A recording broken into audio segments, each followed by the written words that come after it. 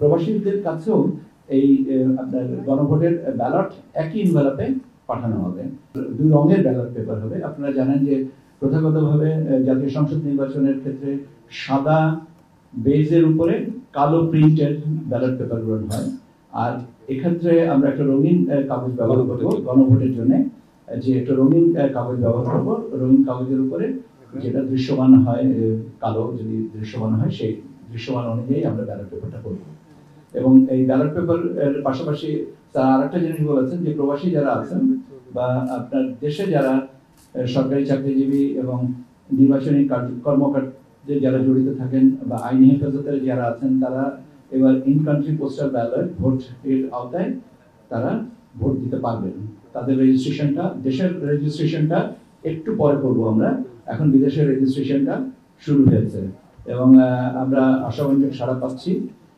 আমরা ক্রমান্বয়ে 8টা ভাগে রিজিয়নে ভাগ করে আমরা আস্তে আস্তে এগিয়ে যাচ্ছি, কেন আমরা খুব অল্প সময়ের ভিতরে এই অ্যাপটা লঞ্চ করেছি এবং সেই কারণে আমাদের ট্রায়াল ফেজে যেহেতু বিভিন্ন সময় দেখা যায় যে বিভিন্ন দেশ প্রবাসী ভোটারদেরকে এই ট্রায়ালের জন্য প্রায় একাধিক বছর, কেউ 5 বছর পর্যন্ত ট্রাই করে তারপরে একটা পর্যায়ে আসছেন, কিন্তু আমরা মাত্র এক মাসের মতন ট্রাই করতে পেরেছি। কাজে আমরা একটু আস্তে আস্তে জিনিসটাকে আগাচ্ছি এবং আমরা এখন পর্যন্ত যে রিজিয়ন 3টা রিজিয়নে আমরা এখন কাজ করছি। এখন নর্থ আমেরিকাতে এখন আমাদের নিবন্ধন চলছে এবং আশাব্যঞ্জক সাড়া পাওয়া যাচ্ছে।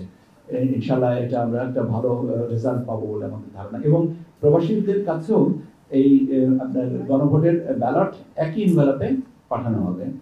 একটা হচ্ছে যে পার্লামেন্টারি ইলেকশনের জন্য, জাতীয় সংসদ নির্বাচনের জন্য ব্যালট পেপার, পাশাপাশি সাথে একই ইনভেলপে এটা গোনার সময় জিনিসটা আলাদা করে নেওয়া হবে এবং সেই কারণে এটা ভিন্ন রঙের ব্যালট পেপার ব্যবহার করা হচ্ছে গণভোটের কারণে, গণভোটের ব্যাপারে।